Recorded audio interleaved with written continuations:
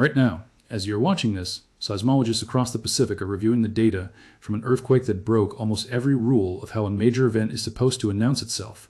And by the time the world's warning systems fully understood what had happened, a tsunami was already 15 minutes into its crossing of the open ocean. At 3:22 local time on August 9, 2026, a magnitude 7.9 earthquake ruptured on the seafloor of the Kermadec Trench, roughly 480 kilometers northeast of the North Island of New Zealand, one of the deepest and most seismically productive subduction zones on Earth, where the Pacific Plate dives beneath the Australian Plate at nearly 7 centimeters per year. There was no foreshock sequence, no swarm, no slow slip precursor of the kind we have covered on this channel in recent weeks. Background seismicity on this segment of the trench had been at ordinary levels for months. The rupture initiated deep beneath the seafloor, propagated along more than 200 kilometers of fault interface in under 90 seconds, and did what a small subset of subduction zone earthquakes do that makes them uniquely dangerous. It ruptured slowly, in a way that suppressed the sharp, high-frequency shaking that seismographs are best at catching. Quickly, while displacing an enormous volume of seafloor vertically, the exact geometry that generates the largest tsunamis. Scientists call this a tsunami earthquake, a specific, well-documented category first named by seismologist Hiro Kanamori in 1972 for events where the tsunami generated is dramatically larger than the earthquake's felt shaking would predict. On populated coastlines close to the epicenter, these events give people the least warning of any tsunami source, because the ground shaking that has traditionally been the natural warning arrives softer than the wave that follows. Deserves.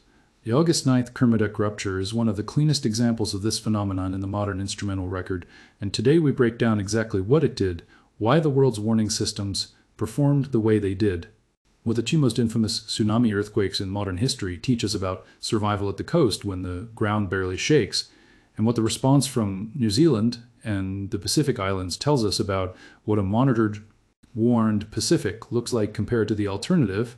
No guessing, no dramatizing, just the seismology, the ocean, and the real stakes. Drop a comment right now. Are you in New Zealand, in the Pacific Islands, Vanuatu, Fiji, Tonga, the Cooks, Samoa, or along any Pacific coastline that received a warning message in the past 48 hours?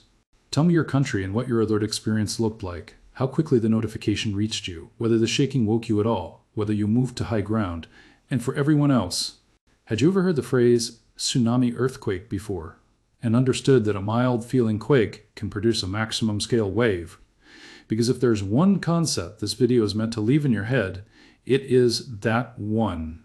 Subscribe right now if you want every major Pacific seismic event, tsunami advisory, and monitoring development covered as it happens, completely free. A thumbs up helps this reach the people whose coastlines this category of event most directly threatens. Let us go for 6,000 likes. Now let us talk about why some earthquakes lie about how big they are. Every earthquake radiates seismic energy across a range of frequencies. Fast, sharp, fault ruptures. The classic image of one side of a fault suddenly slipping several meters past the other. Release a low, large amount of high-frequency energy. The sharp jolts and rapid shaking that seismographs detect within seconds, and that our bodies feel as an unmistakable earthquake. That high-frequency energy is what the world's first-generation earthquake magnitude scales were built to measure, and it is what modern automatic tsunami warning systems have historically relied on for their initial magnitude estimates. Within the critical first minutes after an event, but a small fraction of subduction zone earthquakes rupture slowly.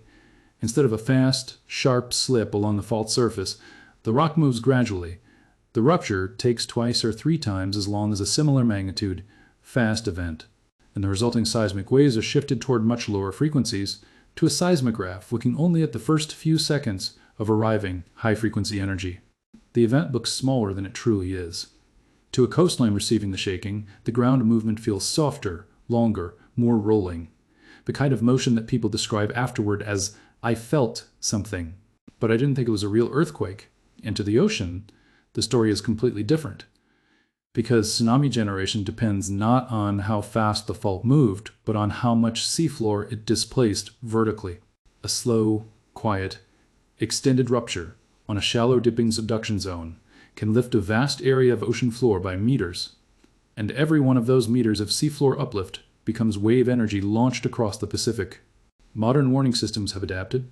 NOAA's Pacific Tsunami Warning Center and its partner agencies now run parallel analyses on lower frequency seismic data, the W-phase inversion method developed after the 2004 Indian Ocean disaster, that can catch magnitude underestimation from slow ruptures within roughly 15 to 20 minutes of an event.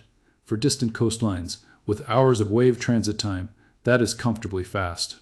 For coastlines within a few hundred kilometers of the source, it is the difference between a warning that arrives in time and a wave that arrives first.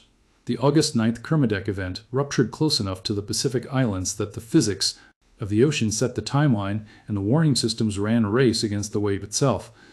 To understand what a mishandled or unwarned tsunami earthquake does, you have to know two events, and together they form the contrast case at the heart of this video. The first is the Nicaragua earthquake of September 2, 1992, the event that put the phrase tsunami earthquake into the emergency management vocabulary of every Pacific-facing country. A magnitude 7.7 ruptured slowly off Nicaragua's Pacific coast. Along the coast itself, the shaking was surprisingly mild. Many residents in the affected villages later reported feeling a gentle, prolonged sway that they did not initially recognize as an earthquake at all. Nobody evacuated. Roughly 40 minutes after the rupture, tsunami waves, reaching 10 meters in some locations, swept over kilometers of coastline. 170 people died. Entire villages were destroyed. The event fundamentally changed how tsunami education is taught in Pacific coastal communities. The message was rewritten from "if you feel strong shaking, move to high ground" to "if you feel any shaking near the coast, for even soft, unusual, or long rolling motion, move to high ground immediately and do not wait for confirmation." The second event is the Meiji-Sanriku earthquake off northeastern Japan on June 15, 1896. A magnitude estimated at 8.5 ruptured on the Japan Trench, producing shaking so soft along the Sanriku coast that people barely noticed it. A level of ground motion that ordinarily would not prompt anyone to leave their home. It was the evening of a local festival. The beaches and coastal villages of Sanriku were crowded with families. About 35 minutes after the rupture, a tsunami arrived, with waves reaching 38 meters at Rari Bay. Approximately 22,000 people died. It remains, more than a century later, one of the deadliest tsunamis in Japanese history, killed not by a massive earthquake anyone recognized, but by a soft-feeling one nobody took seriously. The Meiji-Sanriku event, more than any other single case, is why Japanese coastal communities today are taught the principle called Tendenko, each person, alone, the discipline of immediately moving to high ground on your own upon any coastal, shaking, without waiting for family, without checking on anyone, trusting that everyone else in the community is doing the same. This principle is credited with saving thousands of children's lives during the 2011 Tohoku evacuation, particularly in the famous case of the schools of Kamaishi, where students spontaneously evacuated on foot and the moment shaking began, and led adults with them to safety. Now compare those historical cases to what actually happened at 3:22 on August 9th, 2026. Within 4 minutes of the Kermadec rupture, the Pacific Tsunami Warning Center issued its first tsunami threat message for the immediate region based on the initial magnitude estimate and the offshore location. Within 12 minutes, a supplementary bulletin upgraded the assessment as W-phase analysis revealed the event's true energy release was significantly greater than the initial high-frequency estimate suggested. New Zealand's National Emergency Management Agency, using the country's emergency mobile alert system, pushed evacuation notifications to phones across the northern and eastern coastal zones of the North Island within roughly 7 minutes of the rupture. In the Cook Islands, Niue, and along the coasts of Tonga and Vanuatu, national emergency agencies issued sirens and phone alerts through their respective national tsunami warning networks. Within 90 minutes, tsunami waves of 60 to 140 centimeters were observed at tide gauges across the region, minus significant enough to inundate low-lying coastal areas, damage boats, and small port infrastructure, and injure residents who had not evacuated. As of the initial situation reports, 3 fatalities are confirmed, a very small number for an event of this magnitude and geometry, and a number that reflects, above all, what the warning systems and the coastal preparedness culture actually delivered when tested. That is what the contrast has become. Nicaragua, 1992, 170 dead from a magnitude 7.7 that arrived with no functioning tsunami earthquake response framework in the affected communities. Meiji-Sanriku, 1896, 22,000 dead from a soft shaking, magnitude 8.5, Kermadec, 2026, 3 deaths so far from a magnitude 7.9 that ruptured in the same category as Nicaragua's, in the same ocean, into a system that had spent 34 years learning the lesson Nicaragua wrote in blood. The tsunami still arrived. The wave still crossed. What changed was the interval between the rupture and the response. The minutes in which alerts flowed, people moved, and coastlines evacuated. But here is the honest caveat, and it applies to every warning system on this planet. Alerts require infrastructure that survives shaking, phones that are charged and in signal range, populations that have been educated to act on notifications rather than seek confirmation, and critically that the population is awake and reachable at the moment the warning is sent. The August 9th event occurred in the early hours of the morning across most of the affected zone. Many alerts reached people asleep. Some people saw the notification and hesitated. Some coastal residents, in areas where the shaking was barely perceptible, dismissed the warning as a false alarm and did not move. In an event where the wave was moderate rather than catastrophic, those individual delays produced injuries and near misses rather than mass casualties. In a stronger event, on the same coastlines, the same delays would have produced a very different bulletin this morning. Let us be direct about the practical message, because information without action is what separates knowing from surviving.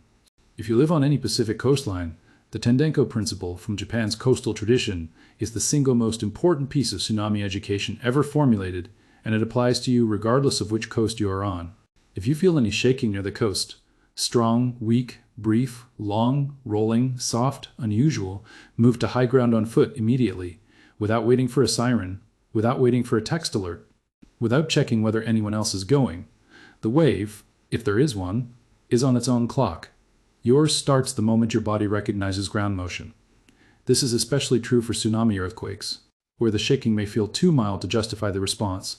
That mildness is exactly what killed 22,000 people at Sanriku and 170 at Nicaragua. Treat the mildness as the warning for everyone on any coast anywhere. Know your evacuation route to high ground on foot, from the beach, from your accommodation, from your workplace.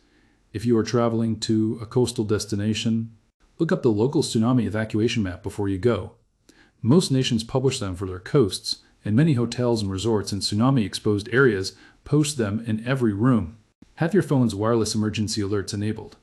Assume that a tsunami warning that reaches you is real until proven otherwise, not the other way around. For the broader Pacific Rim, the August 9th event is a real-time reminder that the tsunami earthquake category is not a historical curiosity. It is an active hazard on multiple subduction zones: Nankai, Cascadia, Kermadec, Peru, Chile, Aleutian, Kuril, Sumatran, and every one of those trenches has produced, or is capable of producing, a slow rupture, whose shaking will underprepare the coastline for the wave it launches. The lesson is not listen for the earthquake. The lesson is learn to recognize the earthquake you almost dismissed. Final thought. At 3:22 on August 9th, the seafloor of the Kermadec Trench slid upward by meters across a stretch of ocean floor larger than several small countries, and it did so gently enough that many of the people who would ultimately be reached by the wave it launched slept through the ground motion that should have warned them. Between that moment and the arrival of the first significant waves in coastal communities, warning systems built after every previous tsunami of the last century performed exactly as they were designed to perform, and the vast majority of the people whose coastlines were reached received the warning in time to act on it. 3 deaths from an event that a generation ago would have killed hundreds. But the wave crossed the ocean anyway, indifferent to the systems watching for it. It is always this way. The oceans do not care what the seismographs saw or what the alerts said. They translate whatever the seafloor gave them into whatever they give the coast. The only meaningful variable is what stands between that translation and the people in its path. And today, in one corner of the Pacific, that variable was tested and mostly held. Somewhere along another trench, the next slow rupture is coming. It will not announce itself. The shaking will be soft. The clock will start whether anyone recognizes it or not. And the coastlines, whose residents have internalized the discipline of moving on ambiguity, of trusting mild shaking as much as they trust the maximum, are the ones on which the next headline reads, 3 and not 300. Move on the shaking, learn the lesson. Pass it on to anyone you know who lives, works, or vacations by the sea. We will track every Kermadec aftershock, every regional damage assessment, and every major tsunami science development as it unfolds. Subscribe so you do not miss it. And leave that comment, your Pacific country, your alert experience this week, and whether the concept of a tsunami earthquake was new to you before today. Because the number in that comment section is a measure of exactly the education gap this video exists to close. 6,000 likes. Let us go.